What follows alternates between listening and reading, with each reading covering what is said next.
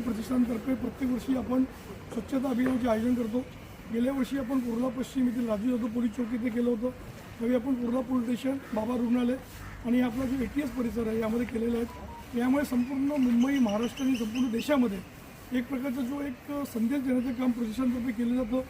खरं म्हणजे आज मुंबईमध्ये महापालिका असून देत, पोलीस प्रशासन असून देत किंवा राज्य सरकार त्यांच्यामार्फत सुद्धा वेळोवेळी असे अभियान सुरूच असतात आणि महापालिका तर दिवस रात्र स्वच्छतेचं काम करते।